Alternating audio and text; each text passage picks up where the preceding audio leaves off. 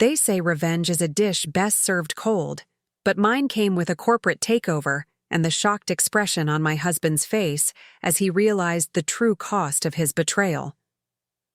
When Ethan brought his pregnant mistress, wearing the emerald necklace meant to be my anniversary gift, to our celebratory dinner, he thought he was orchestrating my humiliation before walking away with his company, his new family, and my dignity. What he never discovered in our 12 years of marriage was that beneath my carefully crafted persona as the perfect corporate wife lay the financial genius who actually owned Meridian Technologies, the empire he'd proudly claimed as his own creation. As he casually informed me of our impending divorce with his hand resting possessively on his assistant's swollen belly, I smiled, knowing that tomorrow would begin the systematic dismantling of everything he held dear, starting with the revelation that would shatter his most precious illusion. He had never been the brilliant, self-made man he pretended to be. I'd love to know which corner of the globe you're watching from. And if this story speaks to you, make sure to subscribe. Tomorrow's video is one you absolutely can't miss. The reservation at Elysium had been made months in advance. As Boston's most exclusive restaurant, with its panoramic views of the harbor and 3 Michelin stars, getting a table typically required connections or extraordinary patience. But this was our 12th anniversary, and my husband Ethan had insisted on making it special.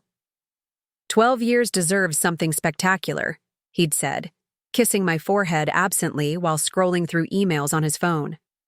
I'd spent the day at Laurent's salon, getting the works, hair, nails, the subtle makeup that Ethan preferred. Natural beauty enhanced, not masked, he would say, as though it were a compliment rather than another subtle form of control. The black dress I'd chosen was new, elegant, but not flashy, just revealing enough to remind my increasingly distant husband what he had at home. 12 years of marriage to the CEO of Meridian Technologies had taught me many things. How to host immaculate dinner parties for clients. How to make polite conversation with venture capitalists' wives. How to ignore the lingering glances from Ethan's younger colleagues. And most importantly, how to maintain the perfect facade of the successful power couple. What Ethan didn't know, what he had never bothered to ask, was that before I became Mrs. Ethan Caldwell, I had been Alexandra Reed, financial prodigy, and the secret angel investor behind Meridian's initial funding rounds. My investment had been made through layers of LLCs and holding companies, a complicated structure that kept my name hidden from all company documents. It had been my choice to remain anonymous, to watch from the shadows as Ethan built the company, with my capital. Back then, it had been a testament to my faith in him, both as an entrepreneur and as my future husband. I waited at the table, a flute of champagne untouched before me, watching the door. Ethan was 17 minutes late, not unusual for a man who considered his time more valuable than anyone else's. The maitre d' approached with 2 people, and I felt my practiced smile freeze on my face. Ethan was not alone. She was beautiful in that effortless way that requires tremendous effort.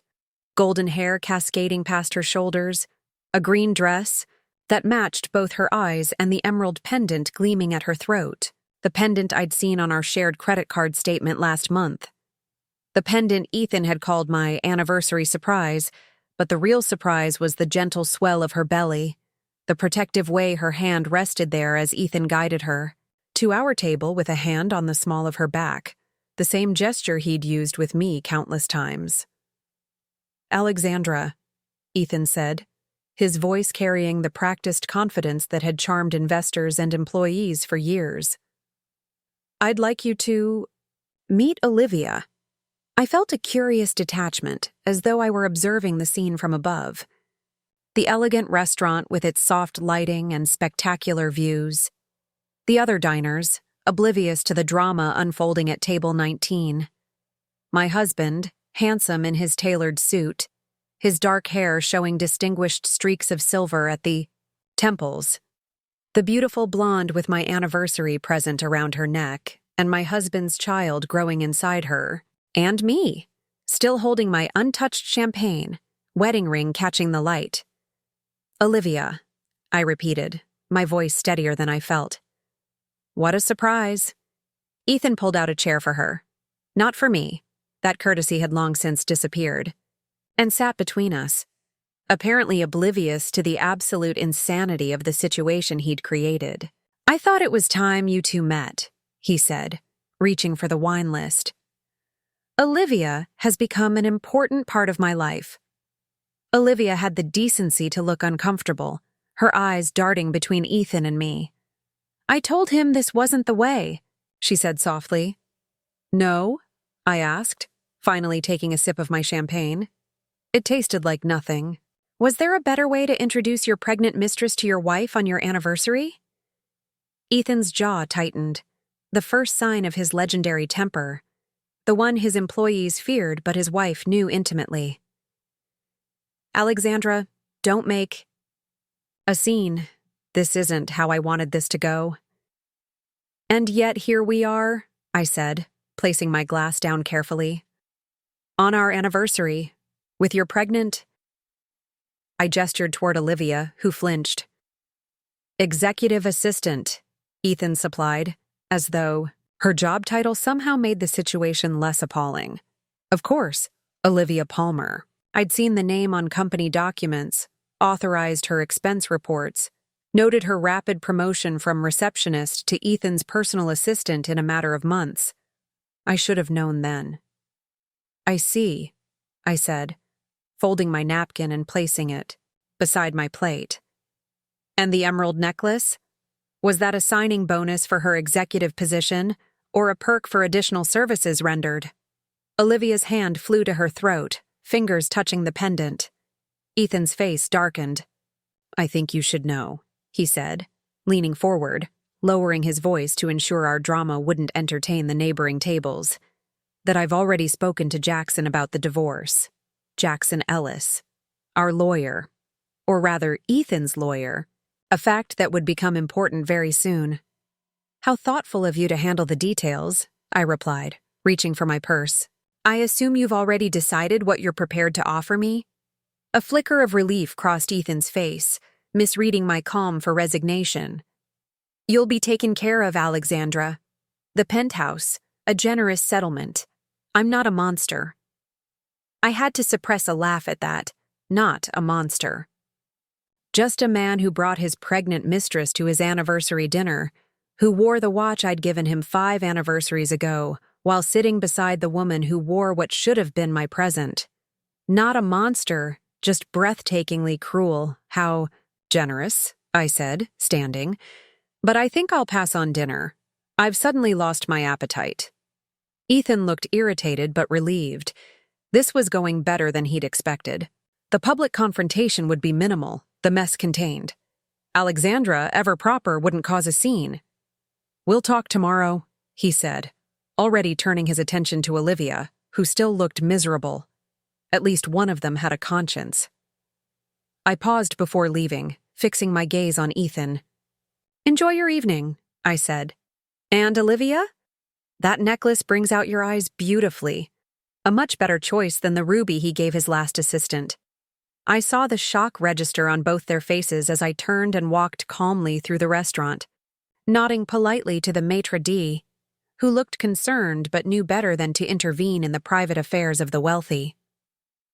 Outside, the October air was crisp, carrying the scent of the harbor.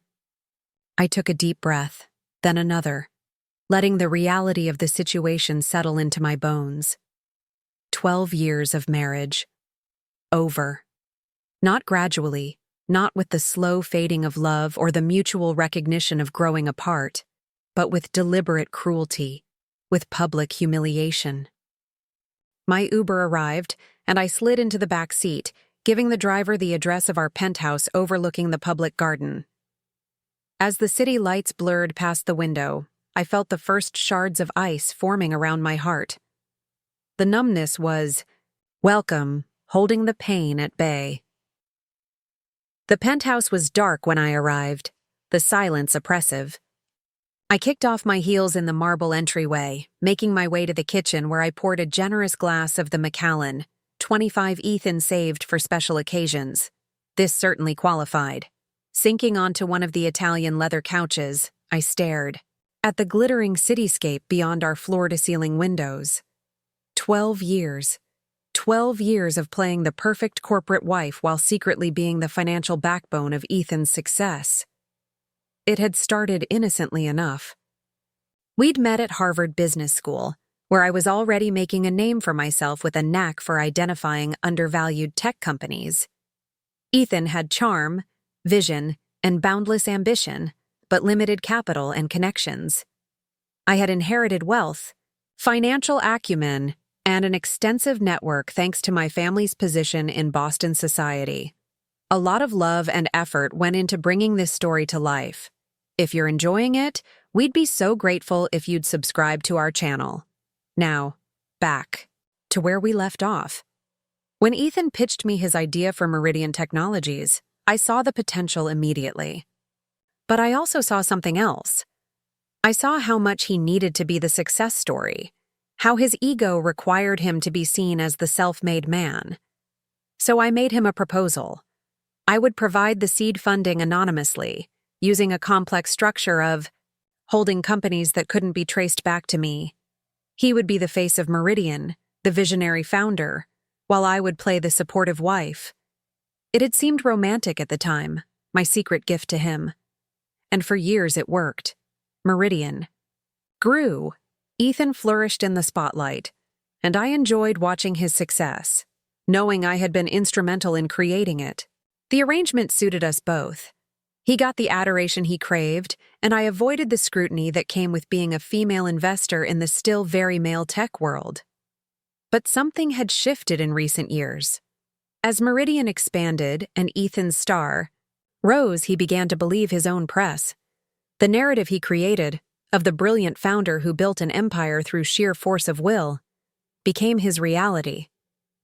I became less his partner and more his accessory, the elegant wife who enhanced his image but whose opinions held less and less weight. And now this, the final insult. Not just an affair, but a pregnancy. Not just betrayal, but humiliation. I took another sip of scotch, feeling the warmth spread through my chest. My phone buzzed with a text from Ethan. "Staying at the Four Seasons tonight. We'll talk tomorrow." Of course he was. Probably in the presidential suite, celebrating the successful dissolution of his marriage with champagne and his pregnant mistress. How convenient for him that he had already arranged a comfortable exit strategy while blindsiding me. But Ethan had made one critical miscalculation. He had forgotten, or perhaps had never truly understood, exactly who he had married. I opened my laptop and entered the series of passwords that protected my most private files. Documents appeared on the screen. The original funding structures for Meridian Technologies, the holding companies, the silent ownership arrangements that gave me controlling interest in the company Ethan believed was entirely his. At the time of Meridian's founding, Ethan had been so focused on his vision, so eager for the capital, that he had signed the paperwork without scrutinizing the finer details. Over the years, as subsequent funding rounds diluted most early investors, my position had been carefully protected through preferential share structures and voting rights agreements buried in legal language Ethan had never bothered to fully understand. In his mind, I was just his wife, the woman who organized his social calendar and hosted dinner parties for his investors.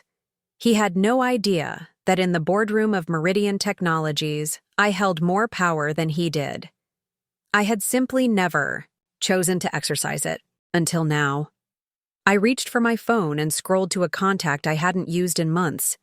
Diana Chen, my former Harvard classmate and now one of the most formidable corporate attorneys in Boston. "Alexandra," Diana answered on the second ring, her voice sharp even at this late hour. "To what do I owe this unexpected pleasure?" "I need your counsel," I said simply. "Are you free for breakfast tomorrow?" A brief pause.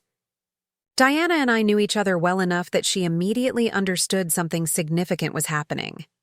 "The Bristol at 8?" she suggested, naming the private dining room at the Four Seasons, ironically, the same hotel where Ethan was currently staying with Olivia. "Perfect," I replied. "And Diana? I'll need your absolute discretion." "Always," she said, and I could hear the smile in her voice. Diana loved nothing more than a complex legal challenge shrouded in secrecy. After ending the call, I moved through the penthouse with purposeful steps, entering Ethan's home office. Unlike his minimalist workspace at Meridian headquarters, his home office was designed to impress, with leather-bound books he'd never read and art he couldn't interpret but had been assured was valuable. I sat at his desk and woke his computer. Like most arrogant men, Ethan's passwords were embarrassingly predictable. His birth year followed by his university. The screen came to life, revealing dozens of open tabs. Real estate listings in Cambridge, nearby to Meridian's headquarters. Email exchanges with Jackson Ellis regarding divorce strategy. A draft press release about his personal transition that carefully painted him as devoted to his new family, while implying the dissolution of our marriage was mutual and amicable. It was all so calculated, so thoroughly planned. This wasn't an impulsive affair that had resulted in unexpected consequences. This was a complete life restructuring, meticulously organized while I remained oblivious. Or so he thought. I forwarded the relevant emails to myself, then continued my exploration. In his personal cloud storage, I found more evidence of his duplicity. Photos of him and Olivia dating back nearly 2 years, financial projections that included reduced alimony payments to me over time, even a document titled AC Settlement. Strategy that outlined in cold detail how he planned to minimize my share of his company. I felt cold anger crystallize within me. For 12 years, I had stood in Ethan's shadow, letting him believe the spotlight was his natural habitat rather than a position I had helped create for him.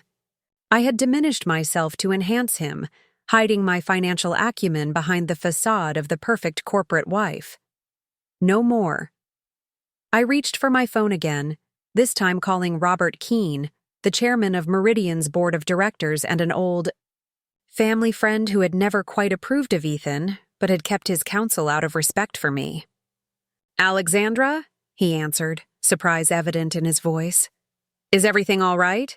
It's rather late." "I apologize for the hour, Robert," I said, my voice steady despite the turmoil within. "But I need to request an emergency board meeting tomorrow. Afternoon, 3 o'clock if that can be arranged." There was a long pause. In the 12 years since Meridian's founding, I had never once requested a board meeting or exerted any influence over the company's governance. "May I ask what this concerns?"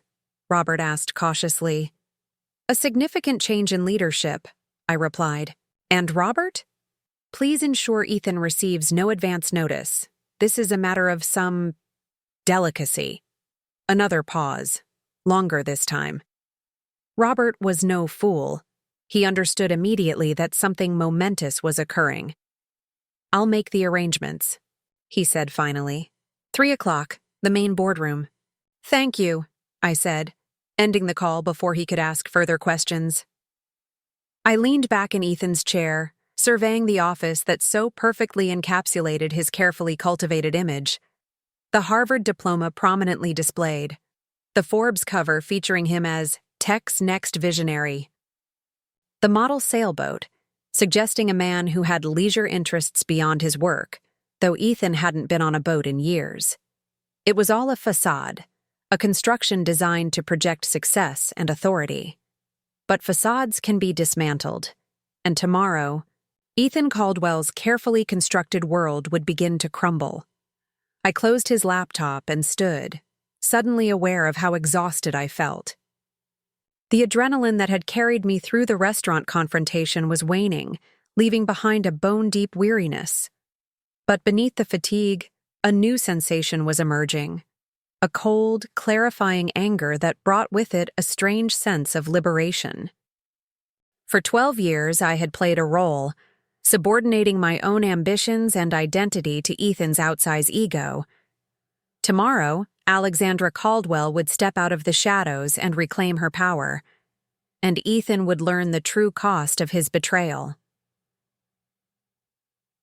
In our bedroom, I methodically removed my anniversary dress and jewelry, placing them in the donation pile I would arrange to have collected tomorrow. I would keep nothing from this night, nothing to remind me of the moment my marriage ended with calculated cruelty. As I slipped between the Egyptian cotton sheets Ethan had insisted were the only acceptable option for a man of his stature, I felt oddly at peace. The path ahead was clear now, illuminated by the harsh light of betrayal, but also by the knowledge of my own strength. Ethan had always underestimated me. Tomorrow, he will finally understand the magnitude of his mistake. Morning arrived with painful clarity, sunlight streaming through the floor-to-ceiling windows I had once found so impressive. I'd slept surprisingly well, as though my body recognized the need for strength in the coming battle. The bed felt enormous without Ethan beside me, a preview of my future, though not in the way he intended.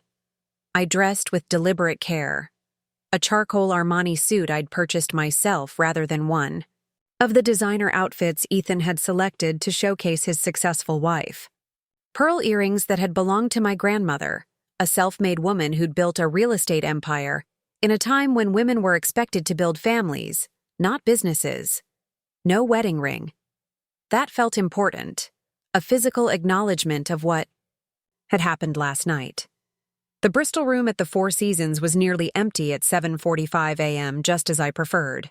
I selected a corner table with a view of both entrances, a habit from my investment banking days. Always position yourself to see who's coming. Diana arrives precisely at 8 elegant in a navy pantsuit that signaled business rather than breakfast. Her quick, assessing glance told me she'd already guessed something significant had happened. "You look different," she said as a way of greeting. "Different how?" I asked, pouring her coffee from the silver pot the waiter had left. "Like Alexandra Reed again, not Alexandra Caldwell." She stirred her coffee with precision. "It's been a while since I've seen that woman." I smiled faintly. Diana had never approved of how I'd stepped into Ethan's shadow, though she'd respected my choice. "Ethan brought his pregnant mistress to our anniversary dinner last night," I said without preamble. "He's already spoken to Jackson about divorce proceedings."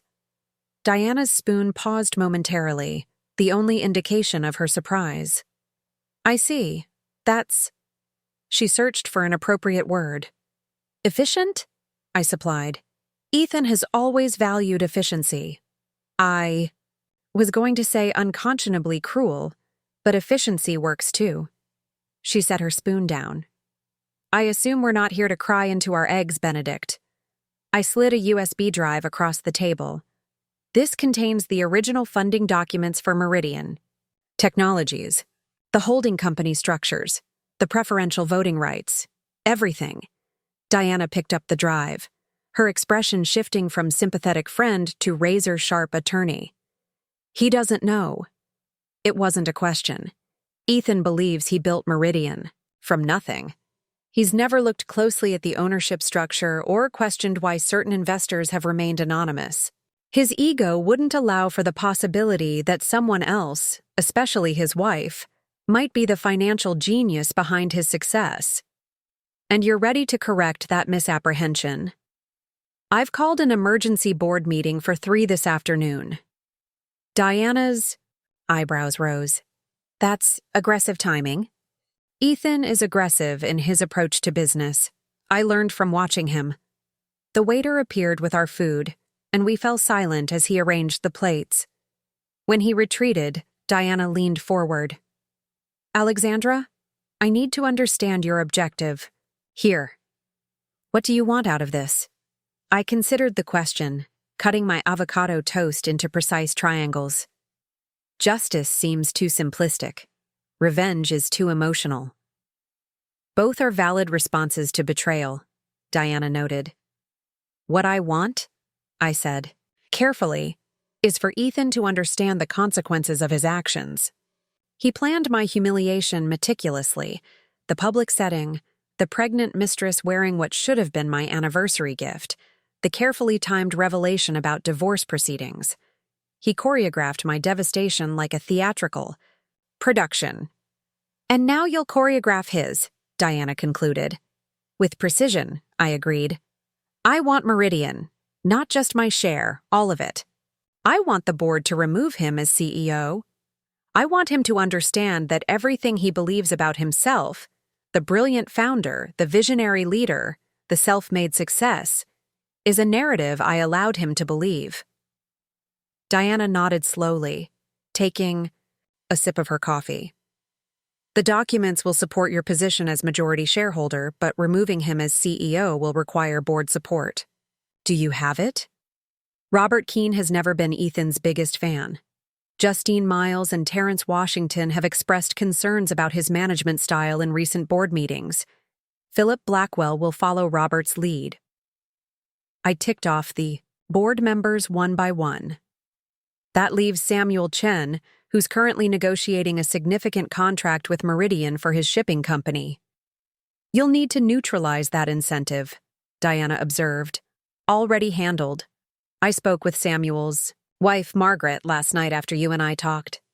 Their daughter is applying to Princeton next year. I've arranged for my father to make a call to the dean of admissions, who was his roommate at Yale. Diana's lips curved in appreciation. You've been busy. I haven't slept much, I admitted. There's more. I need to file for divorce immediately, before Ethan's paperwork hits the system. I want temporary injunctions against any transfer of Meridian stock or assets. And I need a forensic accountant to go through Ethan's personal finances. I have reason to believe he's been using company funds inappropriately. Diana pulled out her tablet, fingers flying across the screen. I'm sending you my divorce team's contact information now. Claire Patterson handles the emotional components beautifully, while Michael Reeves is absolutely ruthless on financial discovery. As for the accountant, she made another note. Jonathan Wells is the best in Boston, discreet, thorough, and unintimidated by powerful men. Perfect. What about the mistress? Diana asked, meeting my eyes directly. Olivia, is it? Executive Assistant Olivia Palmer, 27, with Meridian for 18 months, with Ethan for longer than that, apparently. And pregnant, Diana added delicately. I set down my fork. I have no quarrel with Olivia. She's not the first assistant Ethan has pursued, though she's the first to get pregnant. I suspect she's as much a victim of his manipulations as I am, in her own way. Generous of you. Practical, I corrected. My issue is with Ethan, not with the women he's used.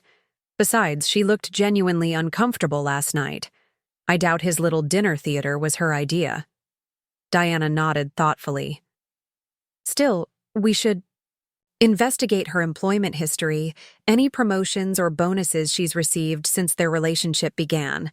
Not to punish her, but to establish a pattern of Ethan using company resources for personal benefit. Good point. Now, Diana continued, switching effortlessly into full legal mode, I need you to walk me through exactly what happened at the restaurant last night. Every detail, every word exchanged. Then we'll go through what evidence you've already collected and what we still need before the board meeting. For the next hour, we methodically constructed the framework for Ethan's downfall. Diana took extensive notes, occasionally making calls to set specific legal mechanisms in motion. By the time we finished our coffee, a comprehensive strategy had taken shape. One last thing, Diana said as we prepared to leave. Are you certain this is what you want? Once we initiate these proceedings, there's no going back. Your marriage is over, and your relationship with Ethan will become irreparably adversarial.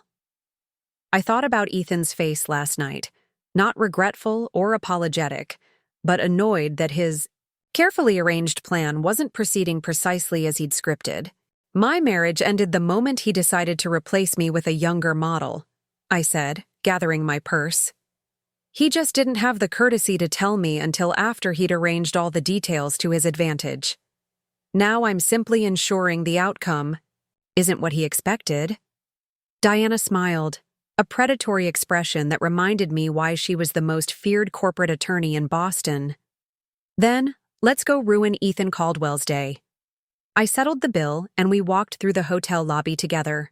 As we approached the revolving doors, I caught a glimpse of a familiar figure striding through the atrium. Ethan, looking rested and confident in a fresh suit, checking his watch with the practiced impatience of a man accustomed to others accommodating his schedule. Diana followed my gaze. "Convenient accommodation," she remarked quietly. "Indeed. Should we say hello?" There was a dangerous glint in her eye. "Not yet," I decided. "Let him enjoy his morning. The afternoon will be challenging enough."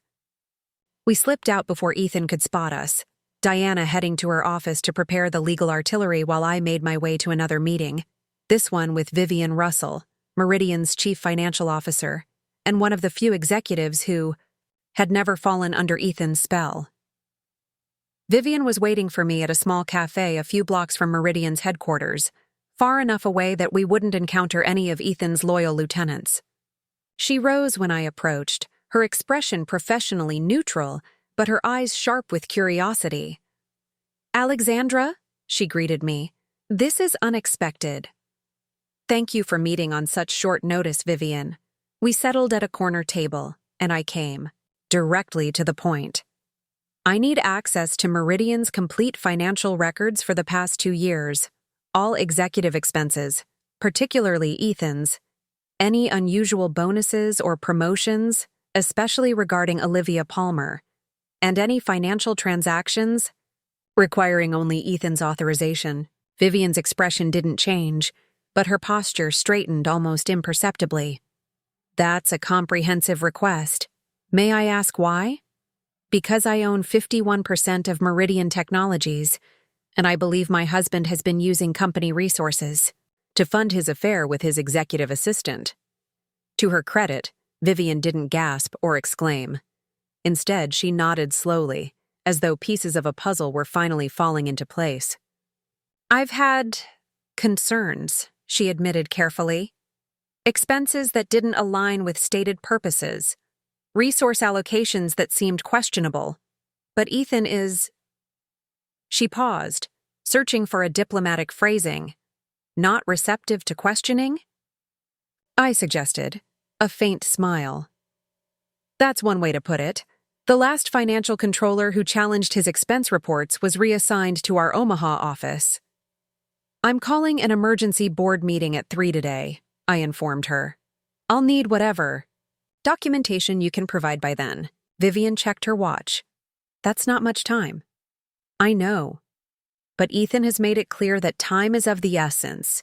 He's already initiated divorce proceedings." Understanding dawned in Vivian's eyes. "I see. And these financial records will be relevant to both corporate governance and your personal situation." "Precisely," she nodded decisively. "I can have a preliminary report ready by 2. It won't be comprehensive, but it will highlight the most significant irregularities." "That's all I need for now. Diana Chen's team will handle the deeper investigation." "Ati." The mention of Diana's name, Vivian's eyebrows rose. Everyone in Boston's corporate world knew Diana's reputation. "You're not playing around."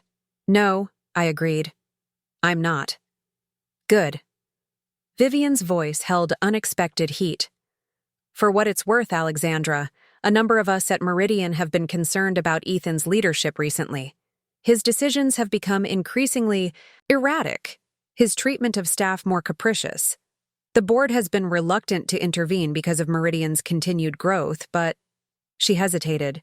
"But growth doesn't necessarily indicate sound leadership," I finished for her. "Exactly." She stood, gathering her things with efficient movements. "I'll have that report for you by 2.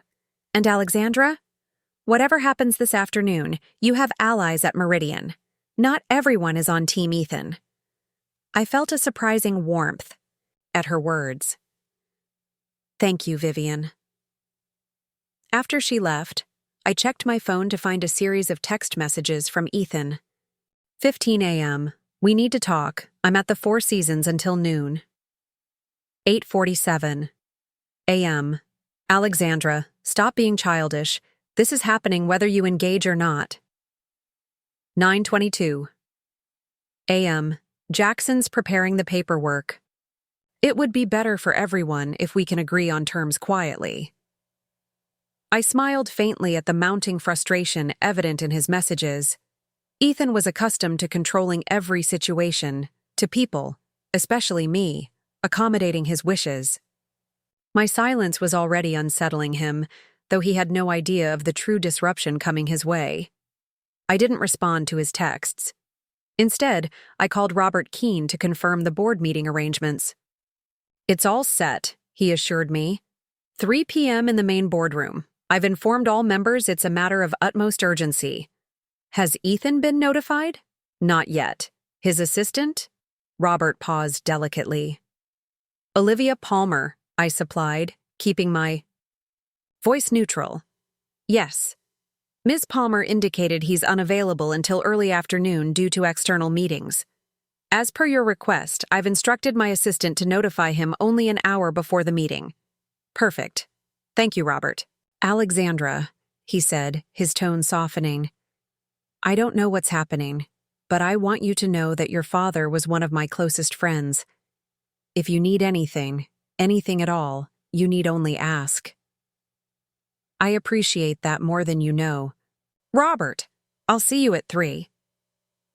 My next call was to Patrick Sullivan, Meridian's head of security, and more importantly, a former FBI agent who owed his position to my recommendation, not Ethan's.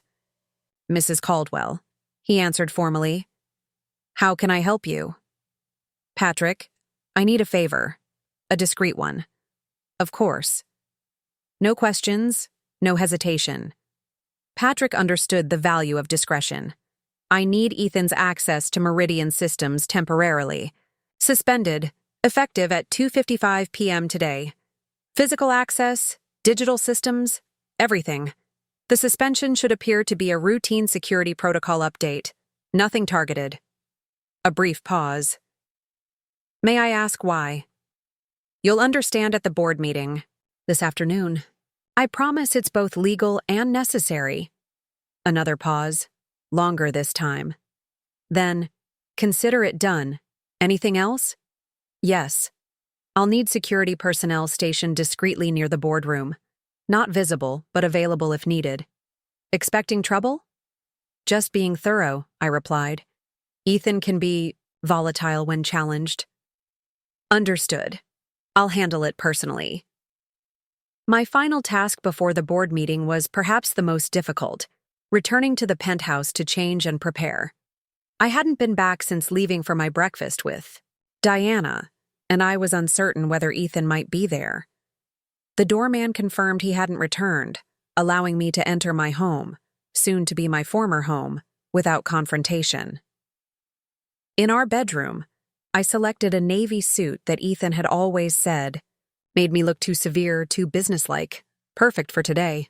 As I fastened my grandmother's pearls around my neck, my phone buzzed with another text from Ethan. 12:30 p.m. Alexandra, this is ridiculous. I'm trying to handle this like adults. Call me immediately. I smiled at his mounting frustration. Ethan had orchestrated his exit from our marriage with meticulous precision, expecting me to follow his script of quiet devastation. My refusal to engage was the first indication that his carefully constructed plan was unraveling. Diana called as I was gathering my materials for the board meeting. Everything's in place, she reported. The divorce petition has been filed with emergency orders to freeze all assets pending financial discovery. I've also prepared injunctions against any transfer of Meridian stock or modification of corporate governance. And the board presentation? Ready. I've distilled the ownership documentation to its essentials. Clear evidence of your controlling interest without overwhelming technical detail. The board will understand exactly who actually owns Meridian within the first 5 minutes. Perfect. Are You ready for this, Alexandra? It's going to be intense. I considered the question seriously. Was I ready to dismantle the facade I'd helped create? To step out of the shadows and reclaim my power? To watch Ethan's carefully constructed self-image crumble? I'm more than ready, I told her. I've been playing a supporting role for 12 years. It's time for me to step into the spotlight. Just as I ended the call with Diana, my phone lit up with a notification from Patrick Sullivan. Security protocols in place. Personnel stationed as requested. The pieces were all in position. Now it was time to execute the most important boardroom coup of my career. Meridian Technologies occupied the top 10 floors of a gleaming tower in Boston's Seaport District, prime real estate that reflected the company's meteoric rise over the past decade. The lobby featured a massive rendering of the company logo in polished steel, with Ethan's favorite quote etched beneath it: "Vision without execution is hallucination." How ironic that today would prove just how thoroughly he'd hallucinated. His own success story. I arrived 40 minutes early, wanting to be settled in the boardroom before anyone else arrived. Patrick Sullivan met me at the executive elevator, his expression professionally neutral, but his eyes conveying silent support. "Mrs. Caldwell," he greeted me, swiping his security card to activate the elevator. "Everything is in place as requested. I've stationed Adams and Rivera near the boardroom. Experienced personnel. Very discreet." "Thank you, Patrick." As the elevator ascended, he added, "Mr. Caldwell arrived 20 minutes ago. He's currently in his office with Ms. Palmer." I nodded, unsurprised. Ethan would want Olivia close during what he likely assumed would be a difficult day of negotiating my exit from his life. Little did he know. "Has he received notification of the board meeting yet?" Patrick checked his watch. "Scheduled for delivery in approximately 3 minutes." The timing was perfect. Ethan would have just enough notice to attend, but insufficient time to investigate or strategize. He would walk into the boardroom expecting to dominate as usual, unaware that the ground had shifted beneath his feet. The executive floor was hushed when we arrived, the thick carpeting absorbing our footsteps as Patrick escorted me to the boardroom. Vivian Russell was already there, arranging documents at each board member's place. "Right on schedule," she said with a tight smile. "I've prepared copies of the financial summary for everyone. The most significant irregularities are highlighted." I reviewed her report quickly, nodding in appreciation. Vivian had done exceptional work in limited time. The document clearly outlined a pattern of Ethan using company resources for personal expenses. Luxury hotel stays with Olivia coded as strategic retreats, jewelry purchases processed as client gifts, even a down payment on a Cambridge apartment categorized as executive retention expense. "This is excellent, Vivian, thank you." "There's more," she said, lowering her voice. "I discovered a separate LLC formed 6 months ago, Caldwell Innovations. It's been receiving regular transfers from Meridian, ostensibly for external research and development. Over $2 million so far." My eyebrows rose. "And this entity is?" "Registered solely in Ethan's name. No connection to Meridian other than these payments, which he personally authorized. This was beyond inappropriate use of company funds for an affair. This was systematic embezzlement, potentially criminal fraud. I've included it in the report," Vivian confirmed. Page 12. Diana Chen arrived next, immaculately dressed in courtroom battle armor, a sharp black suit with subtle red accents. She carried a sleek leather portfolio and was accompanied by a younger attorney who immediately began setting up a laptop and presentation materials. "Alexandra," she greeted me. "We're ready. I've spoken with all the board members individually except Samuel Chen, who was unavailable, but his assistant confirmed he'll be attending." I nodded, feeling a curious calm settle over me. "Any word from Margaret about our arrangement?" "She called 20 minutes ago. Her husband will support us. Apparently, Princeton has expressed exceptional interest in their daughter's application." One by one, the board members arrived. Robert Keene first, then Justine Miles, followed by Terrence Washington and Philip Blackwell. Each greeted me with varying degrees of curiosity. My presence at a board meeting was unprecedented, but asked no questions, sensing the gravity of the situation. Samuel Chen was the last to arrive before Ethan, nodding to me with newfound respect. "Alexandra," he said simply. "Margaret sends her regards." At precisely 2:58 p.m., Patrick Sullivan's phone buzzed with a text. He glanced at the screen, then at me. "Security protocols activated," he murmured. "Mr. Caldwell's access has been temporarily suspended for system updates. He should be receiving notification now." I could almost visualize Ethan's reaction.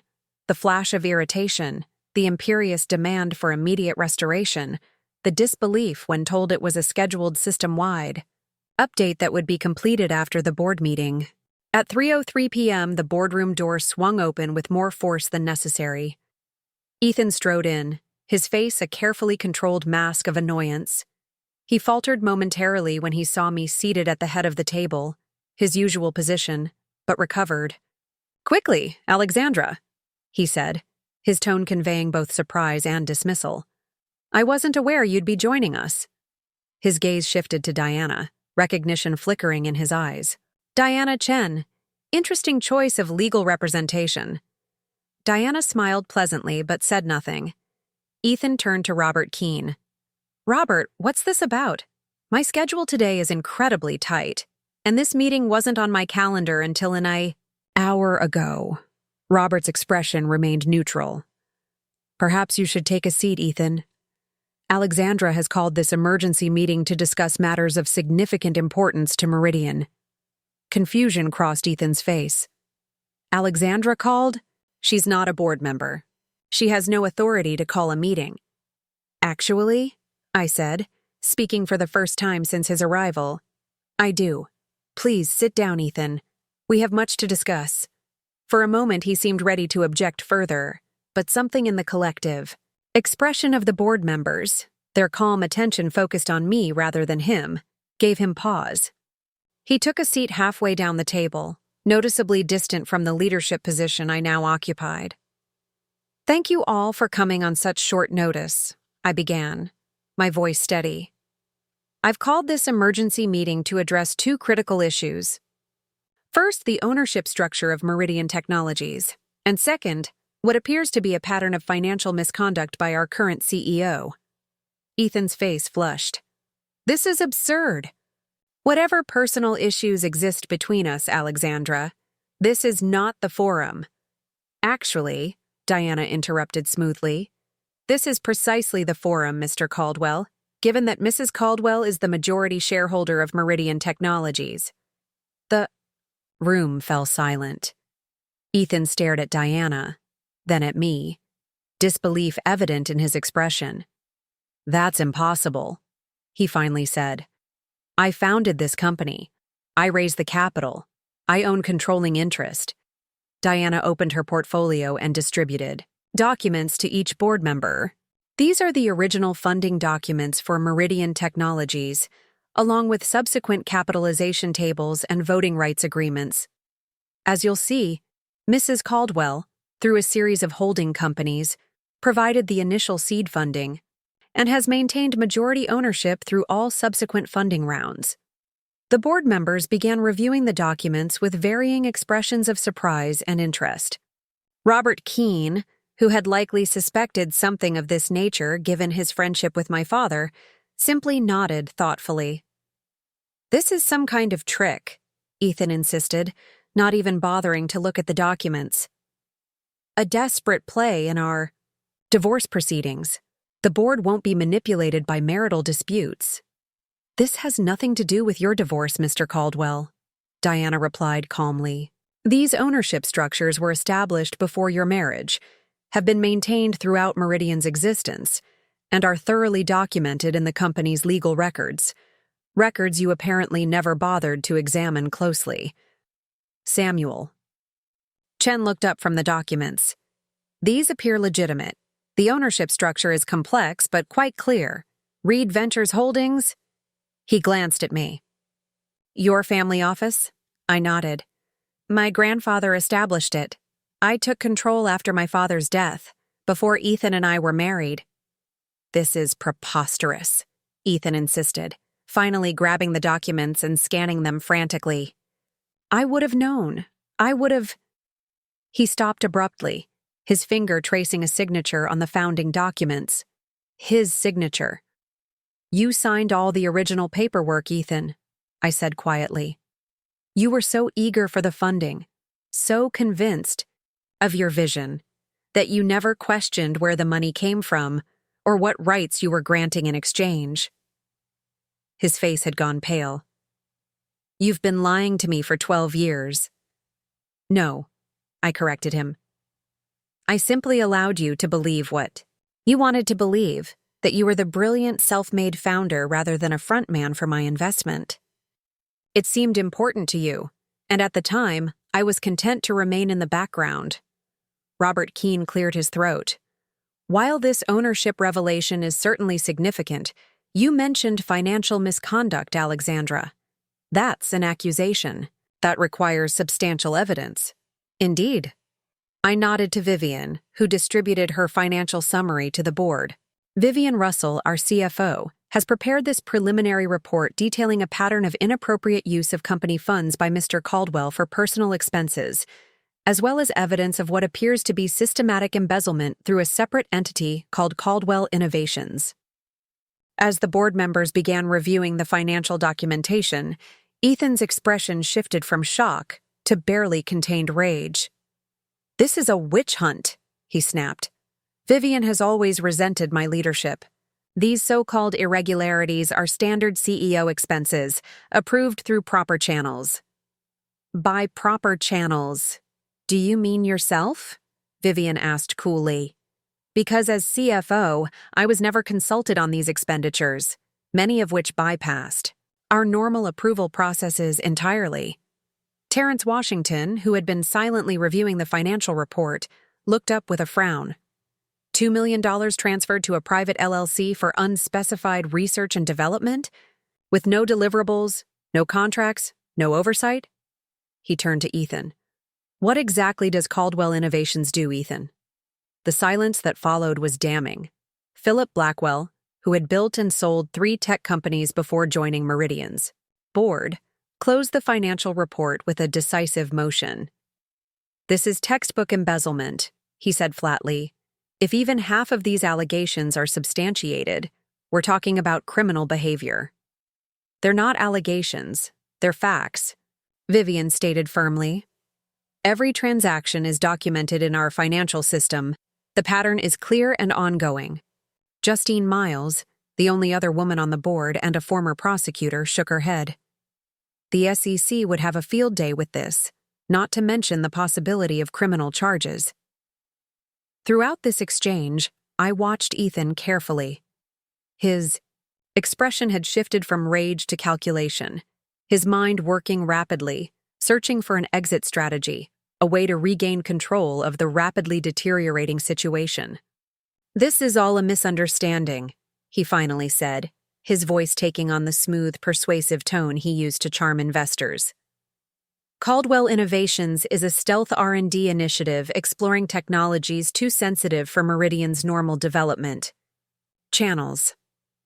The personal expenses Vivian has highlighted were legitimate business activities, meetings with potential partners, relationship building with key clients. He turned to me, his eyes cold despite his conciliatory words. Alexandra, I understand you're upset about our personal situation, but this vindictive attack doesn't serve anyone's interests, least of all Meridian's. This isn't about vindication, Ethan, I replied calmly. It's about governance. It's about responsibility. It's about the truth. The truth, he sneered, is that you're trying to destroy what I've built because you can't accept that our marriage is over. Robert Keene cleared his throat. The evidence suggests, Ethan, that what you believe you've built has in fact been Alexandra's creation all along, financially at least. And the evidence of financial misconduct is compelling, Justine added. These aren't minor accounting discrepancies. This is a pattern of systematic abuse of company resources. I move that we temporarily suspend Ethan Caldwell from his position as CEO pending a full investigation, Samuel Chen said unexpectedly.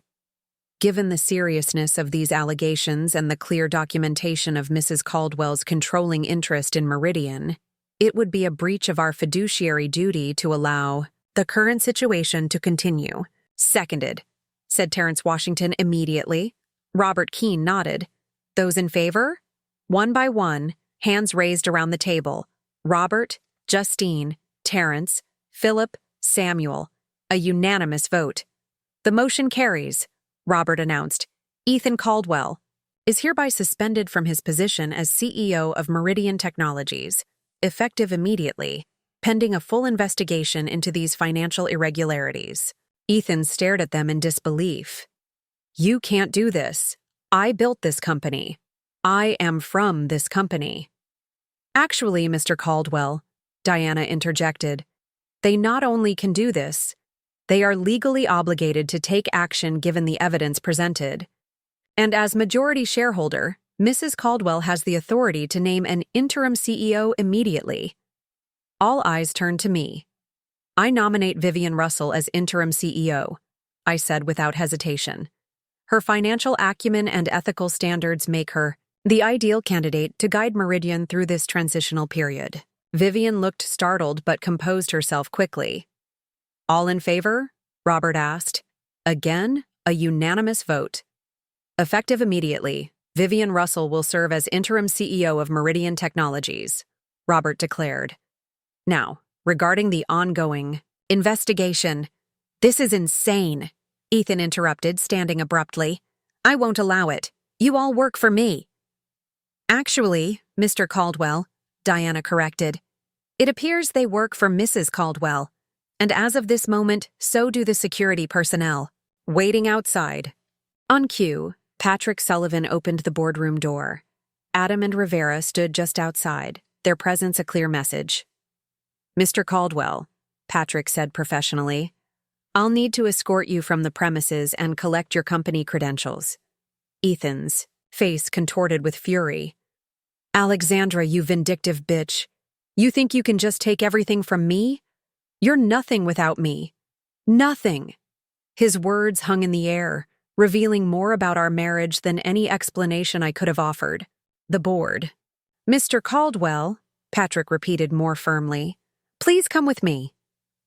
Ethan looked around the room, at the board members who had unanimously voted to remove him, at Vivian, who would now occupy his office, at Diana, whose legal expertise had helped orchestrate his downfall, and finally at me, the wife he had underestimated, the woman whose financial genius had built the empire he claimed as his own. This isn't over, he said, his voice low and threatening. Actually, Ethan, I replied calmly, it is. Your personal belongings will be packed and delivered to the Four Seasons, where I believe you're currently staying with Ms. Palmer. The locks at my penthouse have already been changed. Oh, and you might want to call Jackson Ellis. I believe he'll need to recuse himself from our divorce proceedings, given the conflict of interest now that Meridian will be pursuing legal action regarding the financial irregularities. Ethan stared at me, speechless with rage, before Patrick Sullivan firmly guided him from the room. The door closed behind them, leaving a moment of profound silence in the boardroom. Robert Keene was the first to speak. Well, Alexandra, it seems you've been something of a silent partner all these years. Not anymore, I replied, feeling a weight lift from my shoulders. From now on, I intend to be very much present in Meridian's governance. As is your right as majority shareholder, Justine agreed, though I must admit, I'm curious why you remained in the background for so long. I considered the question thoughtfully. It seemed important to Ethan to be seen as the visionary founder, the self-made success. I loved him enough to give him that narrative, even at the cost of my own recognition. And now? Philip asked. Now I believe Meridian deserves transparent leadership and ethical governance. Vivian, I turned to our new interim CEO. I have complete confidence in your ability to guide the company through this transition. Vivian nodded, the responsibility of her new position already settling onto her shoulders. "I won't let you down, Alexandra. Or the company." As the meeting shifted to discussing next steps for the investigation and leadership transition, my phone vibrated with an incoming call. "Ethan." I declined it, then watched as text messages began to appear in rapid succession. "You won't get away. With this, I built Meridian. Me. Not you. You'll regret this, Alexandra. I promise you that." I silenced my phone and returned my attention to the board meeting, where plans for Meridian's future, a future without Ethan Caldwell at the helm, were taking shape. The company would survive this transition. It might even thrive under new leadership that valued transparency and ethical conduct over ego and image. As for Ethan, he was now experiencing the very public humiliation he had so carefully planned for me. Removed from his position, escorted from the building, his carefully constructed identity as a brilliant founder and CEO shattered beyond repair. The meeting concluded with a clear action plan, an independent audit of all financial records, a press release announcing leadership changes, and a communication strategy for employees, investors, and clients. Diana would coordinate with Meridian's legal team on potential legal actions regarding the misappropriated funds. As the board members filed out, Robert Keene lingered. "Your father would be proud," he said quietly. "He always said you were the financial genius in the family." "Thank you, Robert. That means a great deal." Alone in the boardroom, I allowed myself a moment to absorb what had just occurred. In the space of 24 hours, my life had been completely transformed. My marriage ended. My role at Meridian dramatically changed. My carefully constructed identity as Ethan's supportive wife discarded in favor of something more authentic. There would be challenges ahead, of course. Ethan would not accept defeat gracefully. The divorce proceedings would likely be contentious. The investigation into his financial misconduct might lead to criminal charges. And somewhere in this maelstrom was Olivia Palmer, pregnant and perhaps only now realizing that her future with Ethan might not include the security and status she had anticipated. But for the first time in years, I felt truly myself. Alexandra Reed, not Alexandra Caldwell. The woman who had built Meridian from behind the scenes was now stepping into the spotlight, ready to claim her rightful place. My phone buzzed with another text, this one from an unknown number. "It's Olivia. We need to talk." I stared at the message, considering my options. Olivia Palmer represented everything I'd lost, or thought I'd lost, in one devastating dinner. The future Ethan had chosen instead of our marriage. The woman wearing the anniversary gift was meant for me. The mother of his child. And yet, as I'd told Diana earlier, I had no quarrel with Olivia. She wasn't the first woman Ethan had pursued, merely the most consequential. If anything, I felt a strange kinship with her. We had both been manipulated. By the same man, albeit in different ways. I typed a response. "Where and when?" Her reply came quickly. "Now? There's a cafe near Meridian, Bluestone in Congress." Interesting that she'd chosen a public place, far enough from Meridian to avoid company gossip, but close enough to be convenient. I checked my watch, 4:15 p.m. The board meeting had concluded more efficiently than I'd anticipated. I responded, "I'll be there in 20 minutes. Diana caught me as I was leaving the boardroom. "Where are you going?" "We still have the press statement to finalize, and you should be present for the executive team briefing." "I need to handle something personal," I replied, showing Olivia's message. Diana's eyebrows rose. "Are you sure that's wise? She's carrying Ethan's child. Her interests are fundamentally opposed to yours." "Are they?"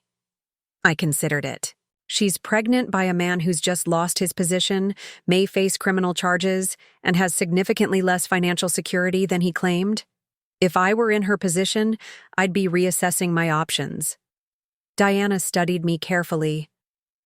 "You're not planning to be magnanimous, are you?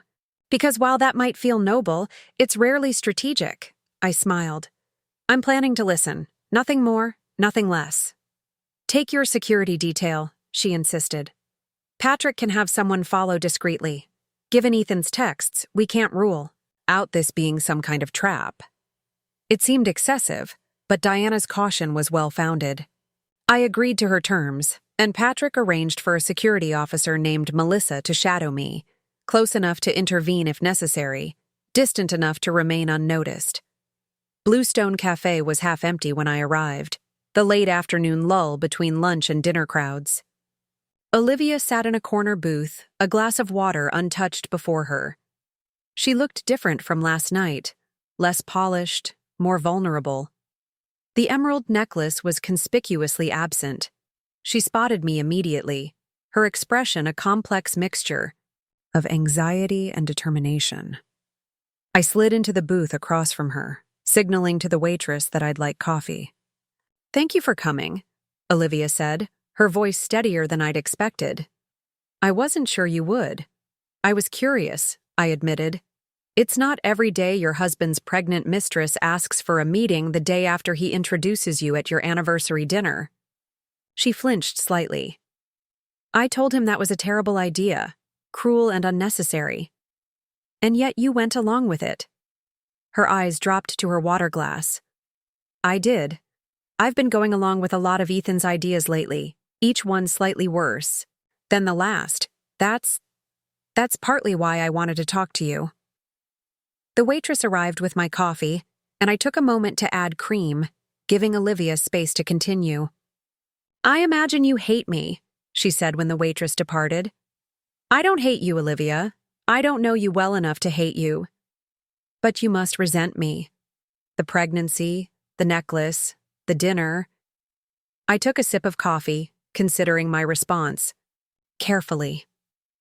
"I resent Ethan's choices, his deliberate cruelty, his betrayal of our marriage. You're a symptom of his character, not the cause of it." She looked startled by my assessment. "That's unusually philosophical. 12 years of marriage gives you perspective. You're not the first, you know, just the first to get pregnant." Her hand moved protectively to her stomach. "I didn't plan this. The pregnancy, I mean. It just happened." "These things rarely proceed according to plan," I agreed. "Though it does raise the question of why you wanted to meet. I assume you've heard about the board meeting?" Her eyes widened. "It's all over the company. Ethan's been suspended. You own Meridian? Security escorted him out." She leaned forward. "Is it true? All of it?" "Yes. Every word." "My God." She sat back, processing this information. "He always said he built Meridian from nothing, that he was the visionary founder who attracted the investors through sheer force of will. Ethan has always been gifted at constructing narratives that serve his ego," I observed. "It's one of his most consistent traits. Like telling me our relationship was the great love story of his life? That his marriage was a loveless arrangement maintained for appearances? That you understood and accepted his need for connection elsewhere?" Her voice held a bitter edge now. "Classic Ethan," I nodded. "Let me guess. He also told you that, once certain business matters were settled, he would leave me and build a new life with you. That the timing had to be strategic to protect his position at Meridian." Olivia looked stunned. "Almost word for word. How did you—" "Because it's the same story he told Christina in marketing 3 years ago. And Danielle from the Boston Biotech conference before that. Ethan doesn't just recycle his tactics, he recycles his entire script." She was silent for a long moment, absorbing this revelation. When she spoke again, her voice was quieter. "He told me you knew about us. That you had an understanding, an arrangement. Last night was the first time I realized that was a lie. Ethan has a flexible relationship with the truth," I said dryly, "particularly when the truth interferes with what he wants. Like telling me you were bitter and vindictive, that you'd try to destroy him out of spite if you knew about us." She shook her head. "But you're not what he described at all." No more than you're the gold-digging opportunist he likely described to his friends. That earned a faint smile. Touché. She fidgeted with her water glass. The reason I wanted to meet, I need to know what happens now, to me, to my position at Meridian, to... She gestured toward her stomach. That depends on several factors, I replied honestly. Including what? You know about Ethan's financial activities at Meridian. Her gaze sharpened. The transfer to Caldwell Innovations, you mean? Now it was my turn to be surprised. You know about that. She nodded. I handled most of the paperwork. Ethan said it was a special project, very hush-hush, potential breakthrough technology that needed to be developed outside Meridian's normal channels. And you believed him? At first. She sighed. But then I saw the bank statements. No employees, no research expenses, just money sitting in accounts. When I asked questions, he became evasive, then controlling. When did this start? About 6 months ago. Right after... She hesitated. After you told him about the pregnancy, I guessed. She nodded. Everything changed then. He became more secretive, more demanding. The Ethan I thought I knew, charming, attentive, seemingly considerate, disappeared. In his place was someone colder, more calculating. The real Ethan, I suggested. The one I've seen glimpses of for years. The one who emerged fully when he no longer needed to maintain the facade. I think you're right, she admitted. Last night, watching him at dinner, the way he seemed to enjoy your discomfort, how he relished having both of us there. It was like seeing a stranger. Not a stranger, I corrected her. Just Ethan without the mask. The waitress returned, asking if we wanted to order anything else. We both declined. I have to know, Olivia said after the waitress left. Did you always know about Meridian? That you owned it, I mean? Of course. It was my investment that launched the company. But I allowed Ethan to be the public face, to claim the founder's glory. It seemed important to him, and at the time, I loved him, enough to give him that. And now? Now I need to protect what I've built, which brings us back to your question about what happens next. I studied her carefully. What do you want, Olivia, besides job security? She considered the question seriously. Honestly, I want out of the tangled web Ethan has created, out of the lies and manipulation. I look at what's happening now, his rage texts, the threats he's already making, and I realize this is just the beginning. He's going to fight dirty, use every weapon he has. Her hand went to her stomach again, including this baby. Likely, I agreed. Ethan views people as either assets or obstacles. Right now, you're still an asset in his eyes.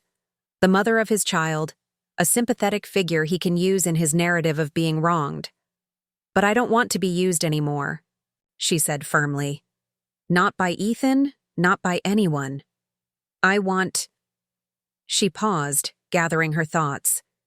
I want to make my own decisions, create my own path forward, and I want my child to be free from Ethan's manipulations. I nodded, respecting her clarity. Then I think we may have aligned interests, at least temporarily. What do you mean? Ethan is facing serious allegations of financial misconduct. The evidence Vivian has uncovered so far is compelling, but your testimony about Caldwell Innovations could be crucial. If you're willing to cooperate with the investigation, provide what you know about the transfers and Ethan's instructions regarding them. You want me to testify against him, she concluded, to help build your case.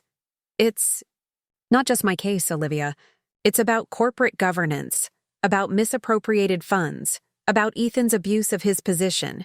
But yes, your cooperation would be valuable. And in exchange? In exchange, I can ensure your position at Meridian remains secure, regardless of the outcome with Ethan. I can also guarantee that your child's future is protected, a trust fund for education, healthcare, whatever they might need. Her eyes widened. You would do that? Even though… She gestured between us, the unspoken reality of our situation hanging in the air. The child is innocent in all this, I said simply. And while Ethan has proven himself unworthy of trust or loyalty, that doesn't mean his child should suffer for his failings. She was quiet for a long moment, considering my proposal. I'll cooperate, she finally said. I'll tell the investigators everything I know about Caldwell Innovations, the transfers, all of it. But I need something else. What? Protection from Ethan. Her voice was steady, but fear flickered in her eyes. When he realizes I'm working with you, with the investigation, he's going to be furious. And Ethan's fury is… She shuddered slightly. I'm familiar with it, I said quietly. And yes, I can arrange protection. Security for your home, escorts if necessary. Meridian has resources. Thank you. The relief in her voice was palpable. There's one more thing you should know. She reached into her purse and withdrew a small USB drive. Copies of all the Caldwell Innovations documentation, transfer authorizations, the LLC formation documents, even emails where Ethan specifically instructs me to process these transactions. Outside normal channels, I stared at the drive, then at Olivia. You made copies. After things started changing, after I saw who he really was, I thought I might need insurance. She pushed the drive across the table. Consider it a gesture of good faith. I picked up the drive, this small device potentially containing evidence that could seal Ethan's fate. Why didn't you take this to Vivian yourself? Or to the board? Ethan made it very clear what would happen to anyone who betrayed him. He has friends in the company, loyal directors, executives who owe their positions to him. I didn't know who I could trust. She looked at me directly. But after seeing what happened today, how the board responded to the evidence you presented, I believe you might actually be able to hold him accountable. I slipped the drive into my pocket. I intend to try. As we prepared to leave, Olivia hesitated. There's something else you should know. Ethan's been meeting with Victor Zhang. The name registered immediately. Victor Zhang, CEO of Meridian's chief competitor, Nexus Dynamics. What kind of meetings? Private ones. Off the books. He's been very secretive about them, but I saw messages on his phone. They've met at least 3 times in the past month. This was potentially explosive information. If Ethan had been sharing Meridian's proprietary information with our biggest competitor, especially while planning his exit, it would constitute a severe breach of his fiduciary duty, possibly even corporate espionage. Do you know what they discussed? She shook her head. No details, but the timing coincides with the Caldwell Innovations transfers. And after each meeting, Ethan would initiate another transfer. Pieces were beginning to fit together. Ethan's secret meetings with a competitor, the systematic transfer of funds to his private entity, his plans to leave me and potentially relocate with Olivia. It painted a disturbing picture of premeditated betrayal on multiple levels. Thank you for telling me this, Olivia. It could be critically important. As we stood to leave, she asked the question that had likely been on her mind throughout our conversation. Do you think he ever loved either of us? Truly? I considered it carefully before answering. I think Ethan loves the idea of being loved. He craves admiration, devotion, validation. But love requires empathy, requires seeing another person as fully human rather than as an extension of yourself. I'm not sure Ethan is capable of that, she nodded slowly. That's what I was afraid of. Outside the cafe, I introduced Olivia to Melissa, explaining that security would be arranged for her apartment immediately. We exchanged contact information, this strange new alliance formalized through necessity rather than choice. As Olivia walked toward her car, I felt an unexpected sense of solidarity with this woman who, just 24 hours ago, I had viewed as the embodiment of my husband's betrayal. Now she was potentially a crucial ally in holding him accountable. In the car returning to Meridian, I called Diana to update her on this unexpected development, particularly the USB drive and the revelation about Victor Zhang. "This changes everything," Diana said. "If we can prove Ethan was selling company secrets to Zhang while embezzling funds." "Alexandra, we're not just talking about civil liability anymore. We're talking criminal charges, potentially federal ones." "I know," I replied, watching Boston's skyline emerge as we crossed the bridge back into the city. "Arrange a meeting with the FBI's white-collar crime division. And Diana? Make sure Olivia has whatever protection she needs. I believe she's genuinely afraid of Ethan's reaction when he discovers she's cooperating with us." "Already on it. Patrick's team is setting up security for her apartment building as we speak." "And Alexandra? This alliance with Olivia? It's unexpected, but potentially brilliant. Ethan won't see it coming." "No," I agreed. "He won't." As we approached Meridian's gleaming headquarters, my phone lit up with another message from Ethan. "You've had your fun. We need to talk. Meet me at the penthouse at 8. I showed the message to Melissa, who immediately shook her head. "Not safe, Mrs. Caldwell. If Mr. Caldwell wants to meet, it should be in a neutral location with security present." She was right, of course. Ethan's rage would be building, his sense of entitlement and injustice festering into something potentially dangerous. The coldly calculating businessman I'd known for years had been replaced by something more volatile, more unpredictable. I didn't respond to his message. Let him wonder. Let him wait. The balance of power had shifted, and it was time Ethan understood that his commands no longer dictated my actions. Back at Meridian, Vivian had already begun her role as interim CEO, meeting with the executive team to assure them of business continuity despite the leadership change. The news of Ethan's suspension had spread through the company, and the atmosphere was thick with tension and speculation. Robert Keene met me in the executive reception area. "Alexandra, we need to discuss communication strategy. The phones are ringing off the hook. Investors, clients, media. Everyone wants to know what's happening." "Let's use my office," I suggested, leading him toward what had been Ethan's corner suite. The space felt different already. Security had removed Ethan's personal items, leaving behind only the corporate furnishings. His presence, so dominant just hours ago, was already fading. "We've drafted a press statement," Robert said, handing me a tablet. "Straight to the point. Leadership change due to governance concerns, ongoing investigation into financial irregularities, commitment to transparency and shareholder value." I reviewed the statement quickly. Add something about full confidence in Vivian Russell as interim CEO, and remove any language that might prejudice potential legal proceedings against Ethan. "Already done in the revised version," he assured me. "We also need to address the ownership revelation. It's going to raise questions. Why the secrecy all these years? Why reveal it now?"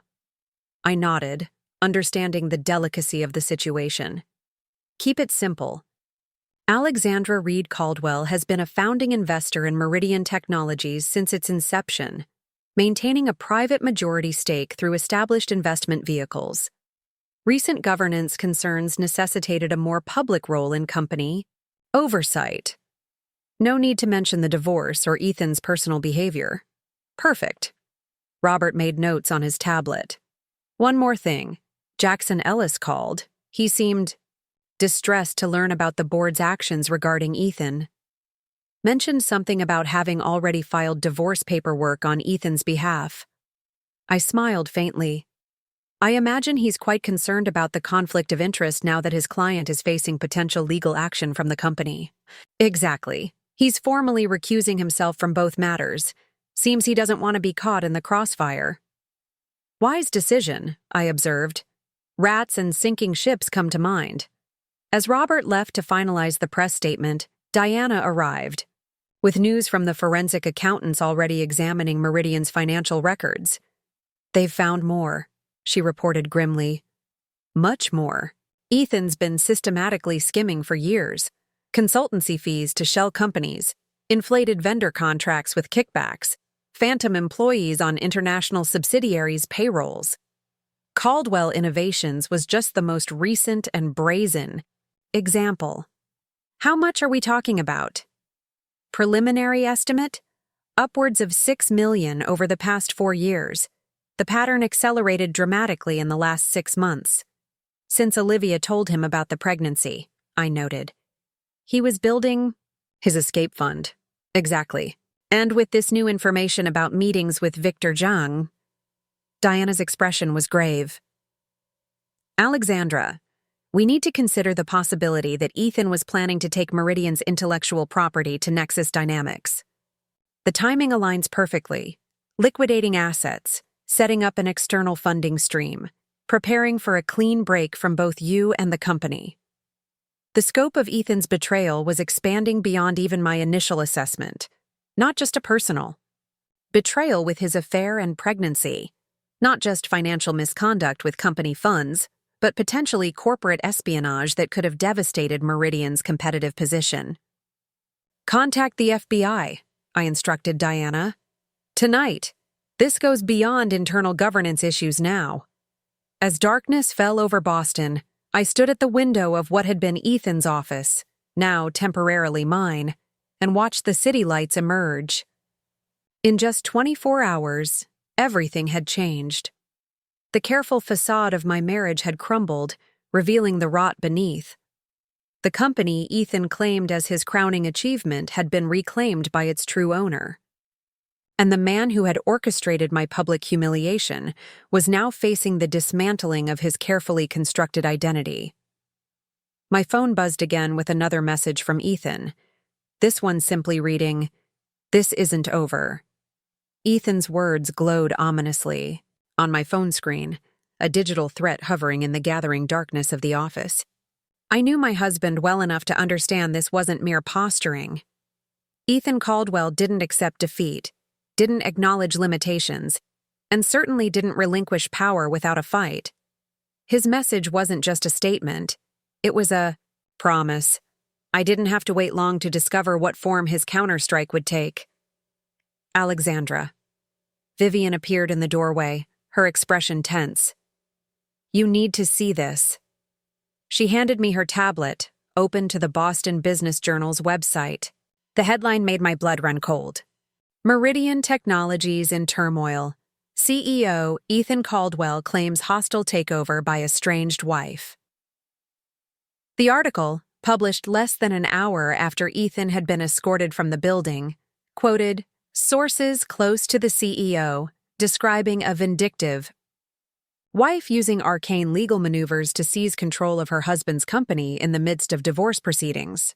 It painted Ethan as the visionary founder victimized by both marital betrayal and corporate machinations. Most concerning was the article's suggestion that Meridian's stability was now in question, with unnamed investors expressing serious concerns about the company's future under inexperienced leadership. He's going for the jugular, Vivian observed, trying to spook the market before we can even issue our statement. My phone rang. Diana. Have you seen the Business Journal piece? Yes. Ethan works fast. It's not just the Journal. He's given an exclusive interview to Channel 5 News, scheduled to air at 6. Their promo teaser promises shocking revelations about corporate espionage and marital betrayal at one of Boston's premier tech companies. I checked my watch. 5:38 p.m. He's trying to control the narrative. Exactly. We need to get ahead of this, Alexandra. The press statement isn't enough. You need to go on camera yourself, present the facts directly. No, I decided. That's exactly what Ethan wants. To turn this into a public he said she said, reduce it to a marital spat rather than corporate governance. We stay the course, release the statement, focus on the financial irregularities, emphasize the board's unanimous decision. Robert knocked on the open door, looking grim. You've seen the article? We're discussing countermeasures now, I confirmed. There's more. he said. Ethan's attorney, not Jackson Ellis, a new one, Martin Sheridan, has filed an emergency motion claiming the board meeting was procedurally invalid. They're requesting a temporary injunction to reinstate Ethan pending a full hearing. Sheridan, a name that sent a chill down my spine. Martin Sheridan was Boston's most aggressive corporate attorney, notorious for scorched earth litigation tactics and ethical flexibility that bordered on the criminal.